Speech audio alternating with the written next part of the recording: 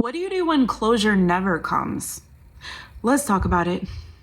When I was in college, I worked for this publication, and it was like this cool local like alternative magazine, and the editor became an owner of this publication, became like a mentor to me and took me on. I was a teenager, still a teenager. Okay, I think I got it figured out. I got to cover arts and culture and as underage, go to bars and clubs and interview bands, and it was kind of like the movie Almost Famous, except a local version of that. It was a fun experience, and this editor had tasked me with a lot of responsibility for being so young, and I really appreciated his guidance. Although the work environment and relationship became not the best. So he would build me up and then tear me down, and build me up and tear me down. And I was going to college, to school full time. I had a full course load. I also was working a second job. I was working my way through school. And it just so happened that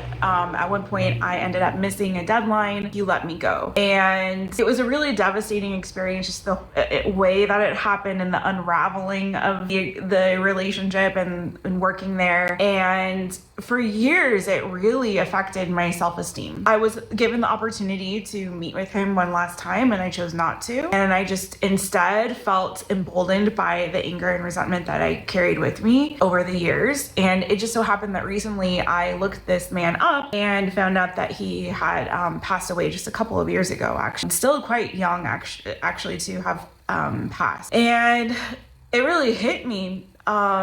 And it made me realize, what do we do with those sorts of situations and circumstances that we experience with others, where maybe forgiveness or conversation or some sort of closure or something feels like it feels like there's an open circle, right? We haven't really closed that circle. We haven't really gotten to a place, that individual, where we've made peace with them or with the situation. Another situation, when I was like 5 or 6 years old, I was molested by an older kid who was in my neighborhood.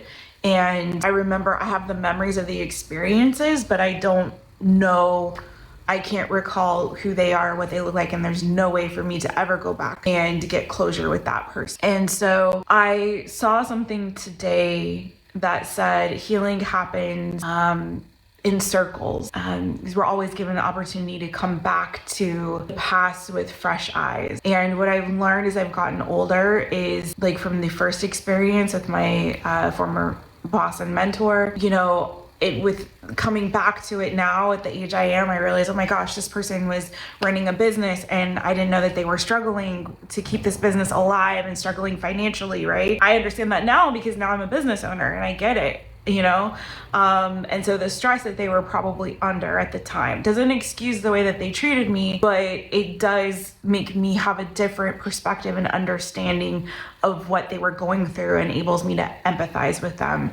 The kid, they were an older kid, they were still a minor. And so I realized the person was in foster care. Who knows what they came out of, or what kind of home life they had prior to the home they were in then when I met them, or who knows. And so I'm able to look back at that situation with much compassion for that person, and hope that they're okay wherever they are. Tiny rituals for big feels is not meant to take the place of therapy, and I'm a huge advocate for therapy, and I spent tons of years in therapy myself, and it's helped me immensely. But I know not everyone is able to come to that place. Not everyone wants to come to that place, or is ready to. And also there's emotions that we're holding inside that we need to be able to process and work through. There has to be a healthy way to do that. I made this simple and made it easy so that hopefully it just aids you in your healing journey and helps you to, even in those moments where closure isn't possible. Sending you guys so much love.